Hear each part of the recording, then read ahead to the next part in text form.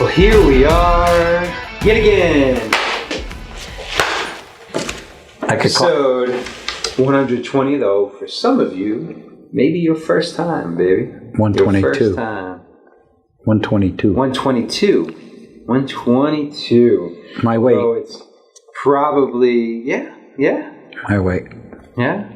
222? Yeah? All right. Lots to talk about today.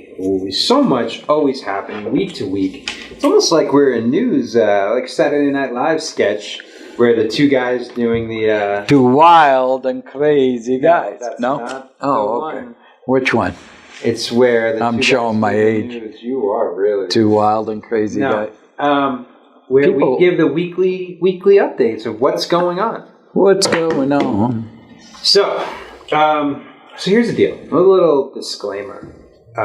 We only play doctors on TV, so check with your physician first before you take any advice from us. We are not financial planners. We are not MDs. You like that disclaimer? And we are not fortune tellers. We are definitely not. Although you think you have energy, fortune teller, you think you're a little bit of a witch or a warlock. A warlock psychic, yes. He always does this It's the turn of my fingers. Here we go. So I did this. I once went to a psychic. With your mother. Let me see this. Although you know what the psychic did say to my mom? What?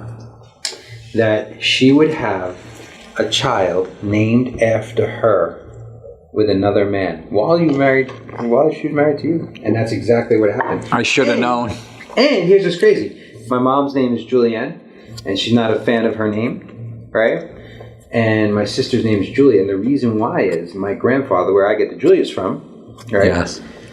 He passed away like a week before my sister was born. He did. So in order to honor her father, she named my sister Julie after him, Julius, even though she never liked her own name. So this witch, she was a witch, the psychic, knew exactly. Imagine to be able to foretell all of that. Yeah. I'm into that stuff. I actually have the number of a medium. And I'm going to see if I can talk to Danny. And they said that when you say going by your gut, they said that your gut is sort of a little bit of a psychic ability to understand things you don't understand. That's complete bullshit. There's actually brain waves in your gut. It's actually like another brain. That's why they say go with your gut. Okay. That's why they say go with your gut. Although, I will tell you this. They say, studies show, it's a much better way. Here's a little tip. Who are they? Realtors and entrepreneurs and anyone speaking to anyone. If you're going to be a leader and you're going to be a source of information, you start the comment with studies show or statistics show that when you say statistics show, people believe you more. And you could back it up with an article to prove what you're saying. Exactly. Just like today in prep for our show, we got articles and stats to back the statements where we're saying rather than pulling it out of the sky. Fake news. Okay, so here's a stat I wanted to tell you. How handsome I am. Statistics show your gut is correct 82% of the time. I believe that. 82% of the time. Mm-hmm. And the other 18, it's a liar. It's lying to you. So, you want to talk about... God, stop lying. Yes. 82%. I believe, that's a pretty good batting average, baby. That's an 820 percentage. Mm-hmm. I'll take those numbers. Yes, sir. All right. So, let's talk about what's going on. We took a little 2-week break in between. As you were in Coeur d'Alene. Idaho. I just love to say Coeur d'Alene. Coeur d'Alene is French. Not Idaho, but Coeur d'Alene. Coeur d'Alene. Coeur d'Alene. Beautiful lake. I fell in love with it so much. I can't. I'll leave it. Angie doesn't want me to say anything, but I may have a second home brewing. Mm-hmm. Okay, so Lake Living, baby. That's where it's at. The fish come up and bite you. There's no fish. There's no fish. This guy, you out of your mind. They come and bite you. They don't come up and bite you. You're on a pontoon, and you literally, like this pontoon, had a slide off of the top deck you could actually, and water, you pull the water from the lake and it pushes it down the thing. Did you ever see that? I went down the slide. Did you ever see that movie, Piranhas in the Lake? And oh my gosh. Snakes in the lakes. No, snakes on the plane. Snakes on the plane. Yeah, I love that movie. There's nothing that can hurt you. There's like no mosquitoes up there. I'm kidding you. It's pretty freaking nice. I mean, I'm ready to visit. maybe I'll let you come. If hypothetically I bought a house. Okay. But I gotta get a boat. Can I wear my Speedos in the way? Yeah, that's definitely what you should do. All right, that'd be awesome. All right, so let's talk about some statistics. So we've been seeing a theme. We predicted this. Predicted, not guaranteed. Predicted. It was 82% chance of it being right. We went over the 3,000 mark in single-family residential. So listen, you can take into account townhomes and high-rises and condos and all that multifamily and then new homes. But the easiest statistic we go off of is single-family residential resale homes. The easiest predictor of what's going on. Yes. Most of the market follows these numbers. That's what it goes on. And for the people out there, it was as low as 1910, 1925, and those were the really brutal inventory. Now Months and weeks. What's it? 30? I mean, last week we were at 2,980 homes on the market without an offer. Now we're at 3,153 homes on the market without an offer. Now, context matters. So last week we had 3,896 in escrow. These have offers that are accepted, waiting to close. And now they went down just a teeny little bit. 3,852. So here's what I'm anticipating and waiting for. When the available on the market matches or exceeds in escrow, because then we'll have a full month and a half, 2 months. Because listen, this isn't closed properties. This is just if 4,000 2 to 3 weeks. You believe that? Yeah. So here's what's interesting.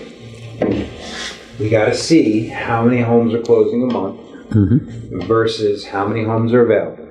So the way it works is if there's 4,000 homes available and 4,000 homes closed the previous month, that means if no one listed a house, then that whole entire inventory would be, in essence, gone in 1 month. So you'd have 1 month of inventory. If you have 8,000 homes on the market and 4,000 homes that close, now you have 2 months of inventory. It seems almost like too much inventory when you talk about it like that, because it's so insane. Because we are selling more houses. We're on track to sell more houses both at our company, in the city, in the state, and nationwide than we've seen in a long time. Right. I think we're on track for almost 50,000 homes, resale homes being traded. I know when I was president, you were president, it's around the 40,000 home mark, right? Yes. So everyone's kind of seeing banners. And again, to put into text what we're saying, if you have a house, context. If you have a house under 400,000, that house is going to have multiple offers because it involves a FHA loan, and there's many buyers out there for that loan. If it is a house at 600 or 650, then, and I hate to compare houses to cars, but you could buy a Chevy Tahoe for $50,000, and you could buy the same exact car for $80,000. What's the difference? The goods that's in it. So when you say, "Damn, Dad," but context again, the resales are actually selling higher than the new. Yes. But if you say to me, "Hey, Dad, the house down the street is the same model and got 1.8 million. I'm going to list mine for 1.8. You have to have all the upgrades in your house to match." This is where I disagree. Even though the inventory is going up, the market's still insane. I'm gonna give you. The market is busy. You know what just happened at the Summit Club? Summit Club is Discovery property, the most expensive in Vegas. Right? So Discovery is the chain. It's a chain. It's a developer. It's a chain. a developer that builds in some gorgeous locations, super exclusive club. You're talking about some places of 500. Yeah, one in San Diego. They're all over. Del Mar, they're in Hawaii, they're in Scottsdale. There's 2 in Scottsdale and 1 in West Hampton. We have one on the west side of town, kind of adjacent to the Ridges, right? And someone just bought 4 lots. I know. 4 lots for $36 million. A mere drop in the bucket. That's big money. It is, and I know they're building their estate on it. I understand. my wife just sold a house for $7.5. $7.5 million. That's gonna set records. Listen, this is what we're talking about. This is we're listing a house in my community that every time a house goes up in my community, Angie seems to list them all because we live in there, but a record is broken. Every model, a record is broken. One on my street was not listed by a friend of ours, Linda. This house is the original 20 years ago. 3,091 square feet. And sold for 400 a foot, almost 400 a foot at 1.2 in 2 days. In 2 days. With a pool and spa. I don't care. It needs $200,000 of work. Of love, yes. Listen, so don't take this out of context. It's opening up, but nothing's really changing. And if California continues, now unfortunately, we've got to talk about the pandemic again. So, as you know, the Delta variant is making things a little choppy. Conversations we were hoping that we never had to have again, we're having. Masks, LA kind of led the charge. And whether you think they overcorrect or not, people are still running from California. And they're running here. They're running in Idaho. They're running to Tennessee. They're running to Texas. They're running to Arizona. I was supposed to go to LA, Pasadena this weekend, and I canceled because... Can't do anything. Can't do anything. So we're shooting this on a Tuesday, and they're meeting today. I think, what is it? County commissioners. The county commissioners. And I sure hope that we don't have to go backwards. I hate masks. Me too. That's why I got the shot. Which we will. We are apolitical on that. You do what you want to do. Mm-hmm. But if I didn't have the shot with you, I wouldn't go like this, dude. Listen. My 20s, I did a lot worse than the shot, so yeah. I'll take it. Plus, I'm sure I'll have some Botox eventually, so I'll take my chances. You do you, baby. You do you. For me, I'll take 3 boosters when it comes. We were talking, the one bad thing if you're old, we went to school, and the people around my age and a little younger, they'd say, here, take this sugar cube, and it was a vaccine. Then you go to assembly where you wear a white shirt, and if you didn't have a tie, they stapled a paper tie on you. Not much choice back then. No choice. And then they go, roll your... have that weird... That was school. Was that polio, scolio? One of them, I don't know. But they went like this, and... It looks like you took one your of those, parents didn't. It looked like a stamp, right? What are the things you used to light the cigarette with in the car? A lighter. But the circle lighter? Yeah. It looks like you go to circle lighter. Yeah, with exactly. All the little dots. I have hair to cover it, though. That's the good thing. You sure do. It's like searching. I have it too. When I'm getting my Botox, I'll get laser hair removal, and I hopefully one day show them that grill. Look at it. Let me show that Cadillac grill. Yeah, I'll hopefully have one of those as well. So you do you, but unfortunately, regardless, we are going potentially backwards. Hopefully, we get this figured out.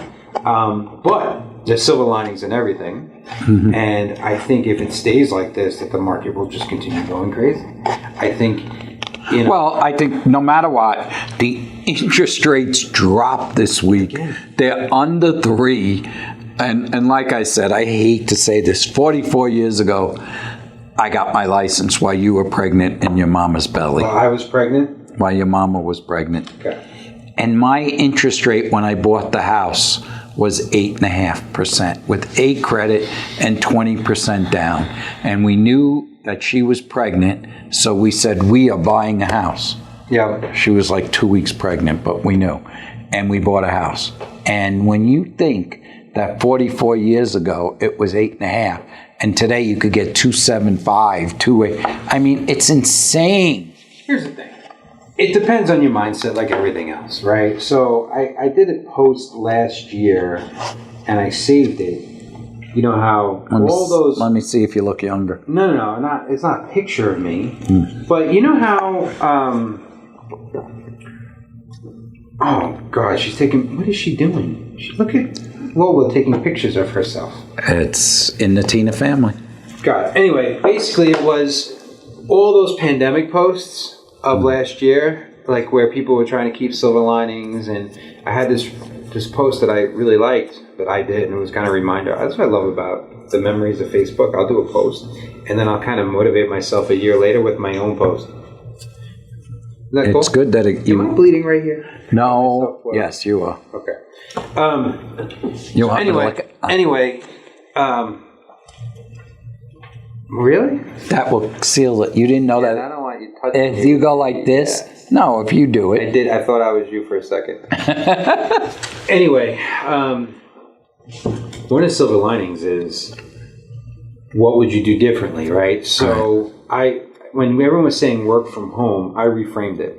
I said this is work from anywhere, right? So work from anywhere.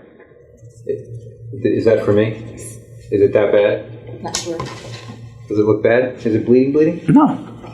No, it's good. Okay. I licked it when you were. Stop saying that.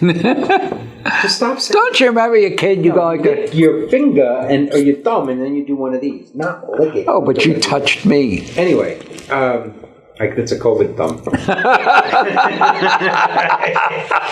Thank you. Yeah, I mean, I've been everywhere, so good luck. Thank you. I was in Idaho. I definitely have. No, everybody probably already had it there, so we're good. That could be taken out of context, but I'll be your neighbor soon. Okay. My whole point was this.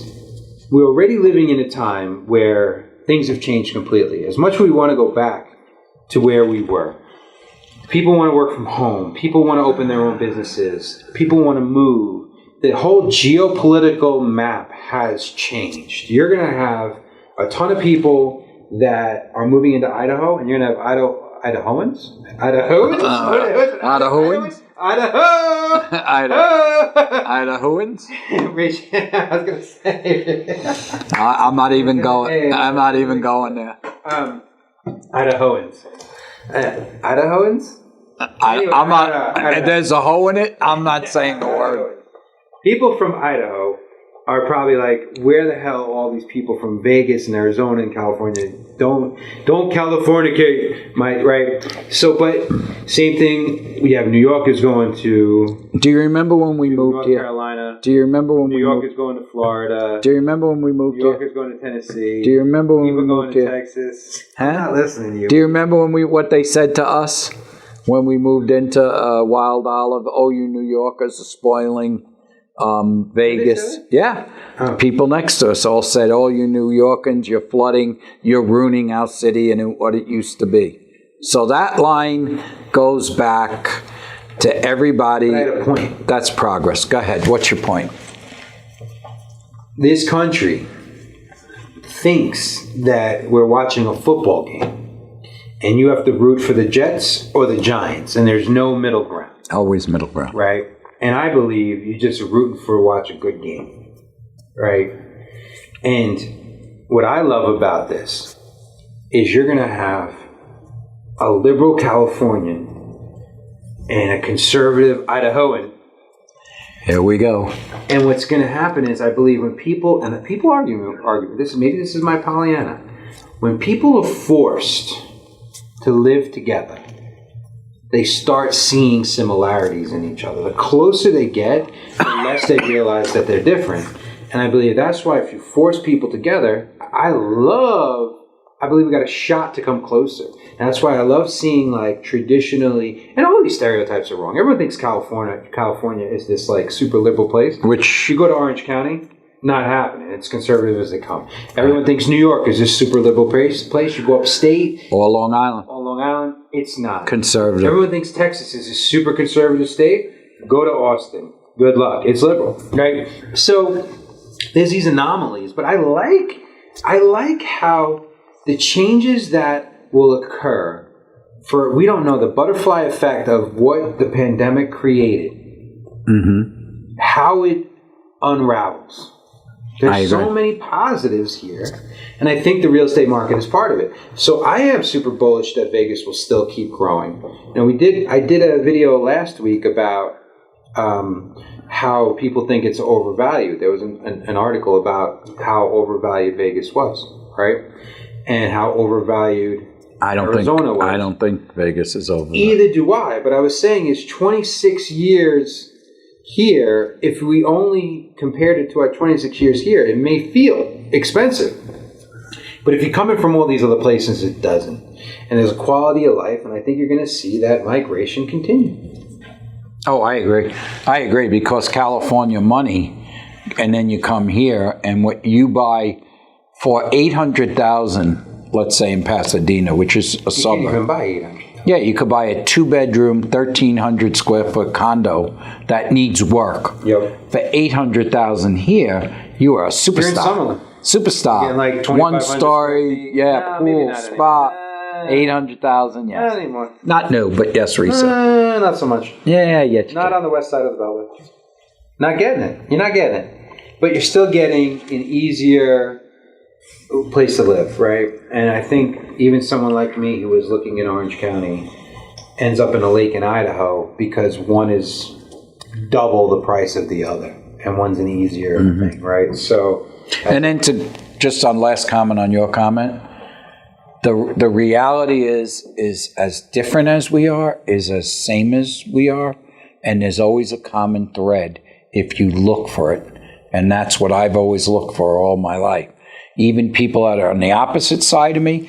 You know what the funny thing, when I talk to my friends from the past, from New York, I can't tell you what they were. I can't tell you. It's a different world now because we didn't care. Our common bond. The label fucks everything up, because if you played a game, right? What? Because I cursed again. Gonna get the ivory soap. So sorry. Not sorry. What can I can't apologize. I'm not apologizing.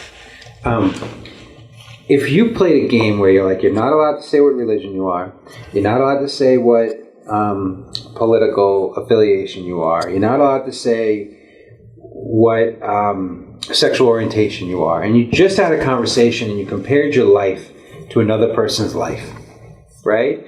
I would say that the thing that probably has more of an effect of splitting people up is money, if anything. How much, like where you eat, where you travel, where you hang out. But even then, it's about, most people just want good. So I don't know how we got off on this subject. I was just trying to make a point that there's this thing called Moore's Law. Have you heard of this? Yes.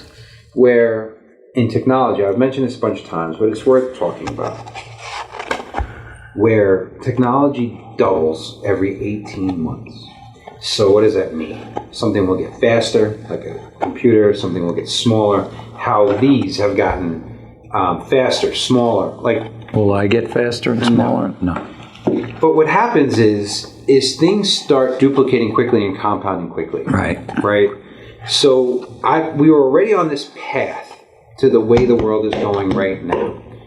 Work from anywhere, go to school anywhere. All of these, like the Burger King effect of have it your way, right? Being able to say, I don't want my kids to go to school here. I don't want to live here. I don't want to work like this. I don't want to have healthcare like this. Things are changing rapidly. So as we're dealing with the pandemic and things continually to change, we're going through the J curve. Now, I teach this in my coaching, my Infinite Path coaching. It's one of my favorite things. It's actually in the logo. The A of path goes like this, and then it comes up and off it goes, right? And the thing about the J curve is the J curve of life, okay? People want to do something, they want to change. They start here, and they want to go here. And they think it's this straight line up. They're like, oh shit, it's a mountain, so I got to make my way up. But it looks linear, like it's just going to go this way. What they don't realize is you got to experience pain, fear, vulnerability, uncomfortableness. You got to break shit to break through, right? So you go down into the J of the curve. Now, a lot of people freak out here. So what they do is they just loop right back to where they are. But if you can make it through the shitty time And you can have faith in your God and universe and yourself regardless. You can make it out of the J curve and up you go. Now, everyone thinks that this is the pinnacle, that the results are what change you, that you're a different person than you are here, than you are here. But what changed you? The journey. The journey. And I got chills talking about it. The biggest part of your growth and change is counterintuitive because it's on the way down where you grow. The hardest things that you've ever dealt with in your life is what defines you the most because you got resilient and you have faith in yourself, right? So the world, America especially, we're in the shitty part of the J curve. But I do believe we're going to come out even stronger. And you know what happens when you get here? What do you do again? Another J curve, baby. That's the life. Life is just growth. But it's like, it is the journey that changes you, not the destination. Isn't there a song about that journey? I'm sure there is, right? I mean, it by is. Miley Cyrus. And I just keep singing it in my brain. So let's talk about some of these articles. Mm-hmm. So, listen, everyone's looking for clicks. So don't just read the headlines. Read the article, okay? So an NAR article is existing home sales experienced slight skid of 0.9% in May. Now, 4 months in a row, this came out in June, existing home sales decreased for a fourth straight month, right? So not as many homes trading. Now, some could say the market is loosening up. Or some people could say the prices are going up so high that buyers are getting fatigued. Right? That's one of the points they're making. I completely believe that. So, when we say that the market's opening up a little bit and getting more inventory, I believe we're going to see more sales. Well, one of the things I would say to the buyers out there, don't quit. Not with interest rates so low, don't quit. So, here's another article from, is it Reuters or Reuters? Reuters? Reuters. I don't know. Tomato. U.S. new home sales tumble to one-year low as prices soar. So they told you a little bit of it, right? Prices soar. Also, inventory is an issue there, right? One of the other reasons, lumber, supply chain issues. You gotta say play life, not just with the J curve, but you gotta look at it 5 moves to 8 moves out. You're not just looking when you're playing chess at the first move. You got to look at 8 moves and also anticipate what other moves are happening. So it's funny because when we bought a house, we bought it as our home and no one ever thought of it as an investment.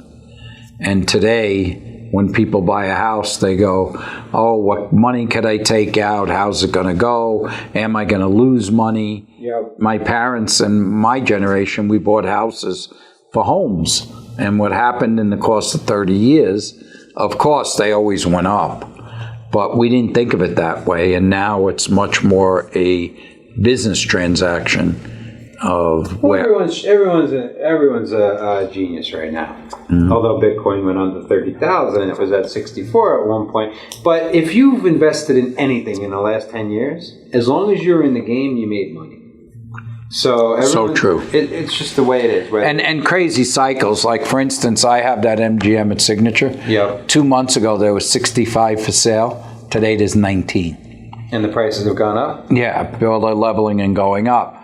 The fact being is with the stadium opening, everyone's going, oh, it's a Airbnb. Technically, it's a condo hotel. It's an Airbnb. Yep. Could do Airbnb. And they're saying, I want to buy one of these, go to why the stadium is open, and then rent it at other times. So from 65 to 19 in a matter of a couple of months, that's a drastic turn of inventory. Here's the thing.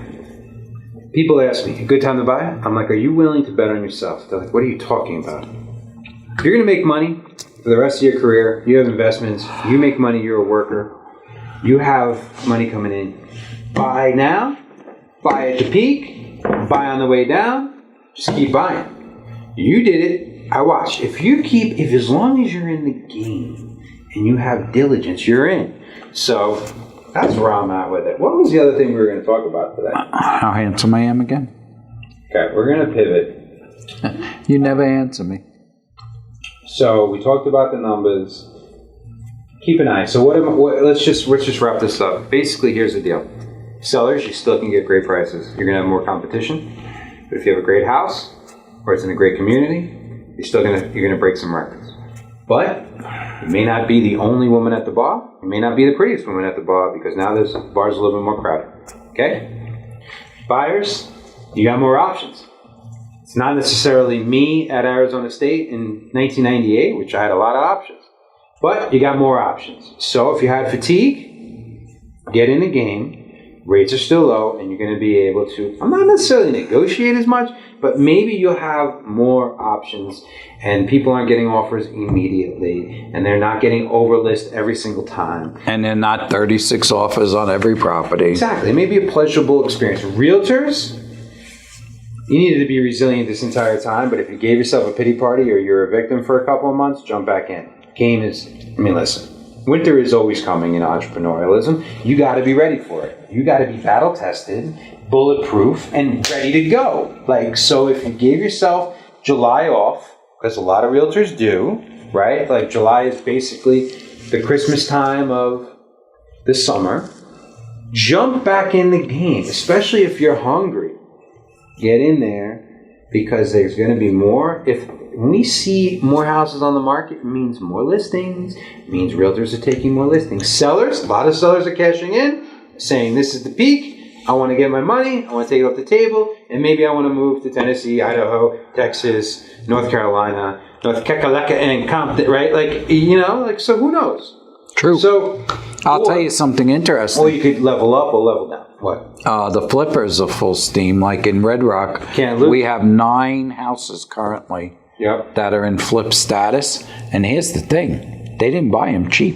And you don't even have to put a lot of work in them at this point. Well, they're doing interior, and then they're doing pools in every one of them. So a lot of my friends, I have the conversation of, your house now is worth $1 million. This one's coming in at $1.6 million. The rates are still low. You could upgrade your house, and your payment only goes up a little bit.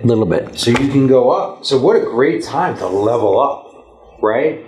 Or middle it. Or level down. So even in my community, it was a great 2-story that I considered. I love my house so much.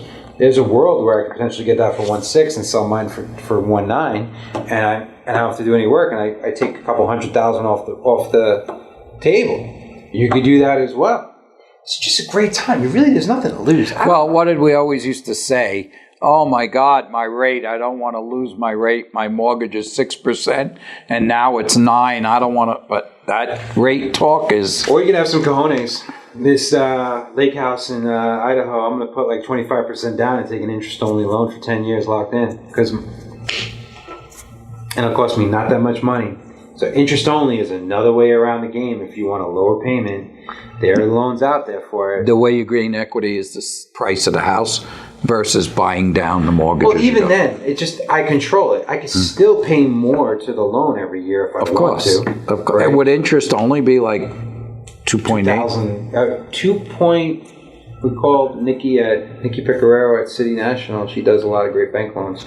I think she was saying 25% down, 2.75 interest only. Jesus. 10 year. And what would a payment like that? $2,000 on over $1 million loan, 2,500. I could do it quick. No, it's good enough. You're talking. You don't have to do me. It's stupid. Let's just say it's a $1.2 million loan at times 0.0275. You could tell.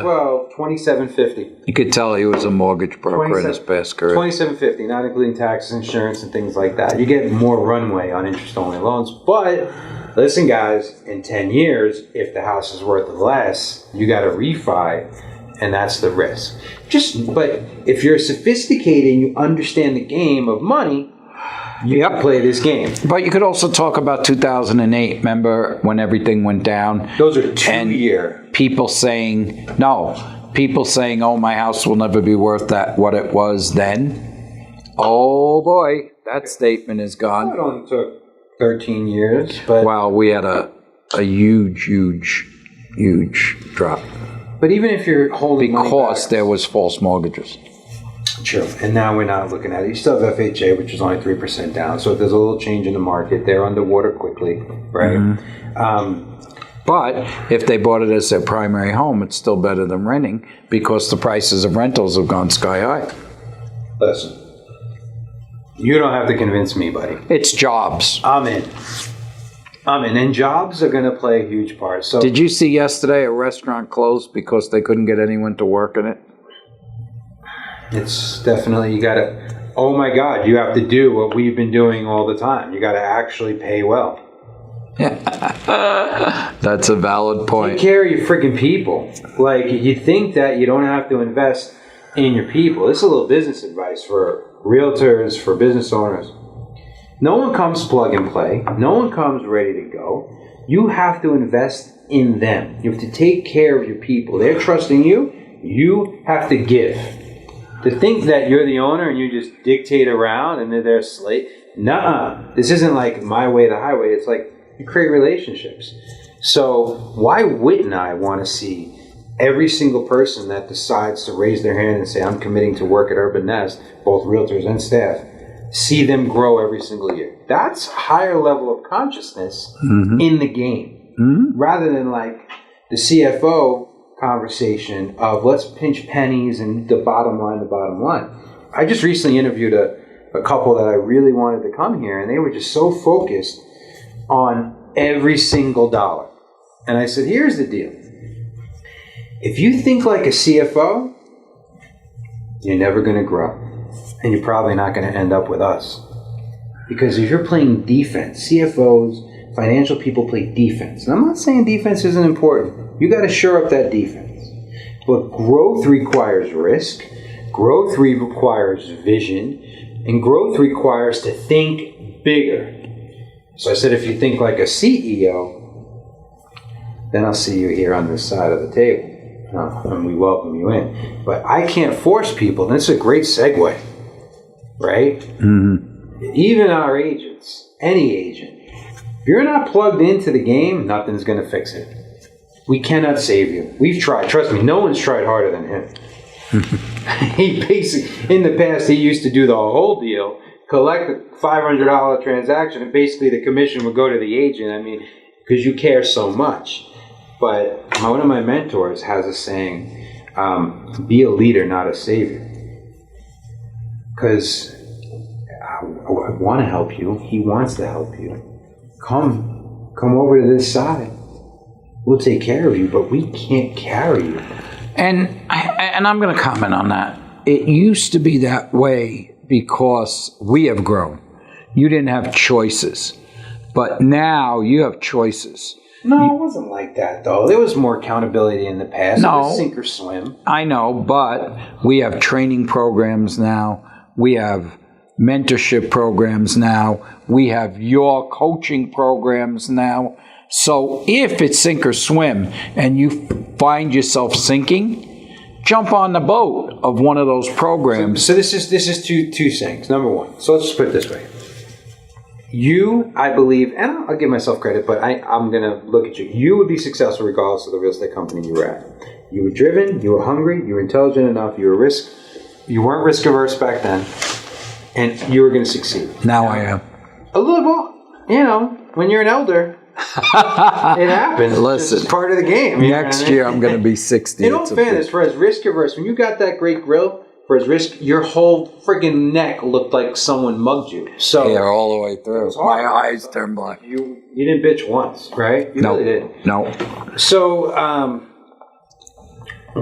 lost my train of thought. You were saying how handsome. No, I was talking about. See, you threw me off. No, you brought my two things. So he was going to be successful one way or another, but depending upon where he ended up. His speed, his urgency of success, how quickly you got through the growth curve, the J curve, determines where you are and what environment you are in. That's when I owe one of my favorite sayings in the world, show me your friends and I'll show you your future. You're a product of your environment.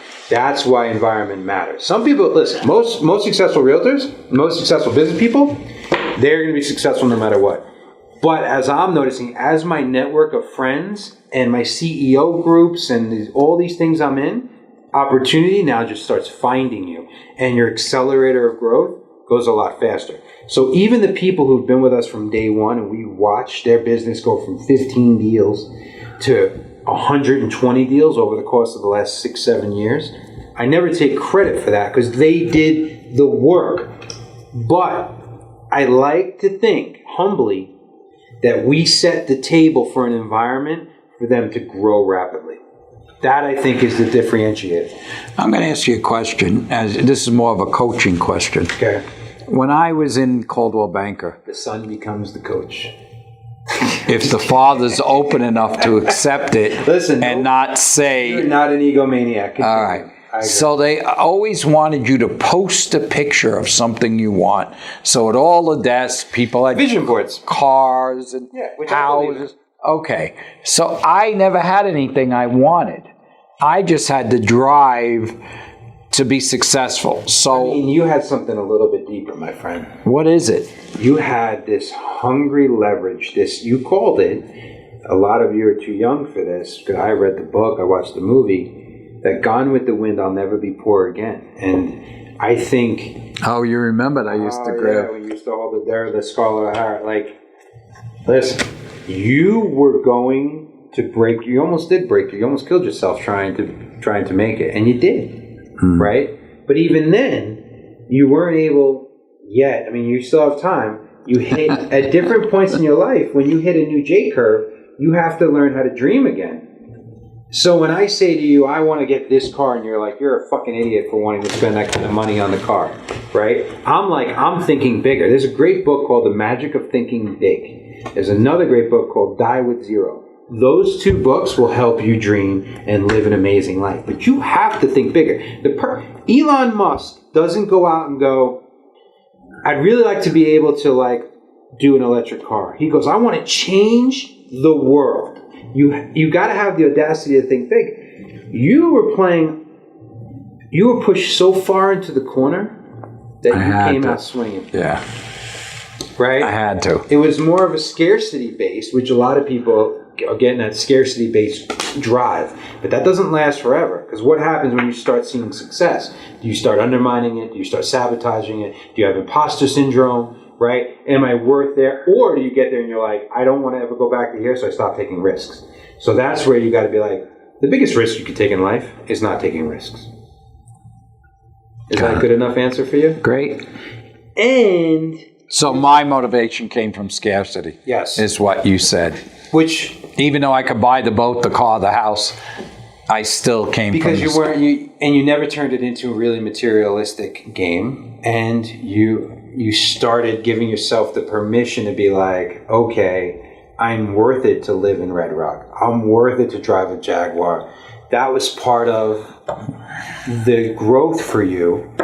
And even, I mean, Dad, you were making at one point $500K a year, and you still had coupons in the, like a little envelope thing. Envelope.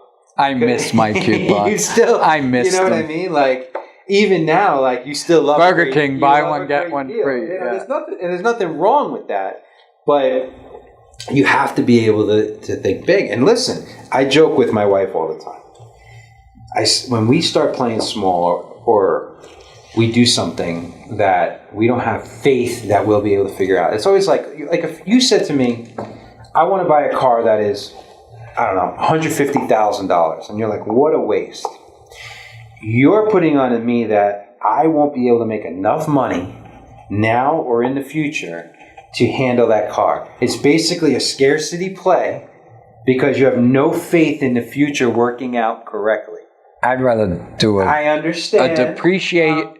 That's a depreciation. All right, so if you buy 5 houses and you leverage yourself, you're betting on yourself. So the people who go for it are betting on themselves over and over again.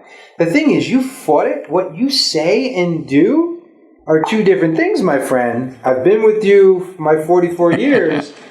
I thought you were only 43. 43, whatever. Okay. So here's an example. When I went to UNLV, University of Maryland Parkway. I was 18. Disclaimer, I was 18 when you were born. So he was 20 years of fireman. Pension, healthcare benefits, the whole nine. secure job, right? Civil servant. Nothing wrong with it, right? Mm-hmm. Everyone respects that part of you. I don't respect that part of your life as much as I do the entrepreneur that you are. Because as hard it is to run directly into a fire, and I'm not being over dramatic here, having the capacity to have $150,000 or $200,000 a month of bills and commitments before you make one penny, that takes capacity as well.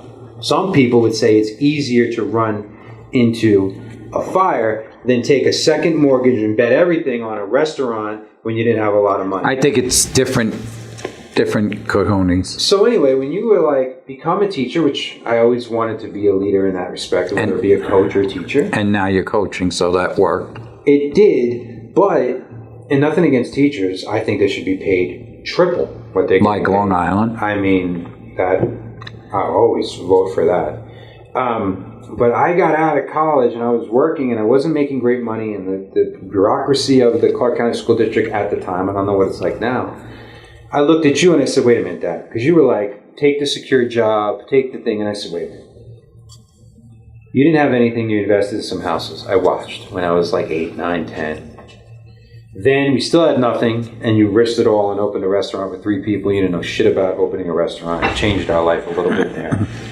You then parlayed that into a pretty good real estate career. By the time I moved to Vegas and forced you pretty much to consider moving out, you came out here, and then you had a second act that was even more impressive than the first, with more risk. I took a look at you and I said, I'm going to stop listening to what he says, and I am going to follow what he's actually doing. I was smart enough to at least do that. But do you remember what you said to me? I don't. You said, if you ever want to have grandchildren, you better know I better leave being a teacher because I got to get into real estate. Listen, it was a tough. It was a good it was threat. A lot of work, and it's not a lot of money, and and when people say to me all the time, especially in coaching, I could take anyone's job and I can find a way to monetize it where they get more fulfillment, right? More growth, more self-worth, and more impact. And if you can do that, that's a reframe of everything you're doing. I mean, you and I, the first 6, 7 years here, you just wanted to sit in that office, me and you. I mean, he wouldn't even let us go to lunch together because he was worried that someone would walk in, and this happened all the time. Someone would walk in to check it out, come to say hi to us, and they'd want to hire on right there. And they're like, how do you hire 500 agents? I still tell people, how do you hire 500 agents? One by one. One at a time. Mm-hmm. There's no shortcuts. You could buy a company, but even then, if you say you buy a company of 200 agents, you then have to convince them one by one that they should be with your company or they're just going to leave. Mm-hmm. So we would sit there and he'd be like, I'm going to go get lunch and you're going to sit here. I mean, we worked a lot of freaking hours. I don't even remember 2013 or 14. I have no recollection of those. I was president too, well, and left you behind. I have zero recollection. Poor Lola, that was the first year she was alive. There's no pictures. I don't know what's going on. It's like, didn't even happen. But if we didn't grow out of that position where George is sitting in that office now and Jennifer's sitting and we have this whole amazing team around us, then we would have stunted our growth, got burnt out, and we would have undermined and sabotaged our company. We're not the same company we were 3 years ago, 6. We definitely aren't the company that we were when we started. Here we are 9.5 years in. And 3 years from now, we won't be the same company we are today. Which is J. Kerr, off we go. Mm-hmm. See, I mean, I'm actually not bad at this shit. No. A lot of education. No, but even then, I got my degree. And as we're sitting here, I didn't have an MBA. Him and I learned a lot of things. I'm still learning. We learned some interesting things after we had a flood about general liability insurance. We learned some interesting things about E&O insurance this year as well. We're 10 years, almost a decade in, right? And then I committed to CEO groups. I committed to going to grow things. This is part of the game. So when I started with you guys, and I said, we want to help everybody. We want to pull you out and just go. But if we pull you and you don't want to come, you're going to pull us into the water with you. And instead of, you ever see a drowning person? Yeah. And they're just flailing. How many people go to save A drowning, and the drowning person lives, and the person that went to save them died. die. Yeah. Because if you don't relax and want to be saved, everyone's going to die. Mm-hmm. So you got to step through. And, when you lead someone, you hold them accountable because there's truth. You can't have a real relationship. There's no such thing as a real relationship between two people unless there's truth. And there's no accountability without truth. So that's why our relationship's so good. You hold me accountable to the highest standard. Because I love you. Which is ironic, though. You're willing to lose our relationship and go at me like a bull. I'm so genteel. No one sees that side. Here's the irony. But yet, he won't do that as much with other people. Which is so cool if you think about it. You're willing to risk it all with this relationship, and then you have the best relationship with me. Mm-hmm. Because you're willing to risk it all. And because if you love someone or you love your career, you're willing to risk it all. Not necessarily. Most people are opposite. They have more cojones and balls to risk it with people who are outside that are not afraid of losing than they are with the people that are close to Got ya. I'm a different breed. You are opposite. And I'm getting a text from Montana for some reason. Congratulations. Oh, who the hell is this from? They're saying, did you know your car warranty is expired? Okay. So, we went a little deep today, but that's the part of the game. This is mindset and market. I mean, that's kind of the name of this game, right? We're going to talk about the market and keep you informed. Because if you're an entrepreneur or you're in the real estate game, you have to be able to have nuanced and distinctive conversations, deeper conversations like an expert about what's going on in your field. People are going to ask you, what are they going to ask you? If you're in real estate, what does everyone ask you? The minute you say you're a realtor. How's the market? How's the market? That's the thing. So you got to be dialed in. You got to know, hey, 4 lots in the Summit just went for $36 million. You may have never sold a house over $1 million, but you know that information. And that person may go, oh, really? I have a friend who's looking in the Summit. Maybe you can help him. All of a sudden, you're up for a $4 million deal. Mm-hmm. You got to be in it to win it and create excitement. When people give you that how's the market game, they are literally they're handing you a platter. Are you going to step up? Right? I was always good at the market. A natural at the highest level. And if they asked me how the Red Rock market is, I could comp a house with my eyes shut. But I don't know if we have time. Which, I'm not bragging on me. What I'm saying is to be truly that realtor, you have to have those answers. But you know what you also had? You know what's lacking more than anything in this world? What? Certainty. People are attracted to people with certainty. Not bullshit certainty. When you talk about Red Rock, there's certainty. No one could question. But everything about it. It's not manipulative. It is like, this is what's going to happen. I know all my numbers. Here's where you want to be. There's certainty. He isn't necessarily going to be right, but most people are lacking certainty, so they're attracted to him when he talks about something. Leaders have certainty. You want to know why? Because they know they're going to go and they're going to screw up, but they don't give a shit because they're certain about the path they're going to take. And when there's a course correction, they're going to hit another J curve or growth curve and go, new opportunity. Everyone says there's too many chiefs and not enough Indians. But the truth of the matter, it's opposite. There's too many Indians and not enough chiefs nowadays. There's not enough leaders and not enough people that are willing to put their balls out on the line and take a stand. Is that too much for you again? No, I've always done it. What's your take? Final take. About the market, don't let it scare you. It's steady, it's good. Go and fight. Fight to get the house you want. I don't want to hear about the buyers going, I wrote 10 offers. So what? Write 10 more. Get the damn house bought if that's your dream of home ownership. So don't complain. Sellers, don't be greedy. Price it as high as the last comp. Go for the gusto, but don't go for something, your house sold for 1.6, I'm going to list for $2 million. Silly. So my advice is go for it. Time is now. Don't be the 45-year-old guy at the bar. Go get a girl. Throw a kid in her. Go for it, baby. Just go, right? Like, don't give up.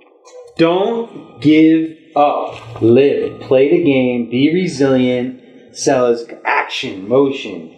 Go get it. All right. Take care. Oh, jeez. Throwing a kid in that.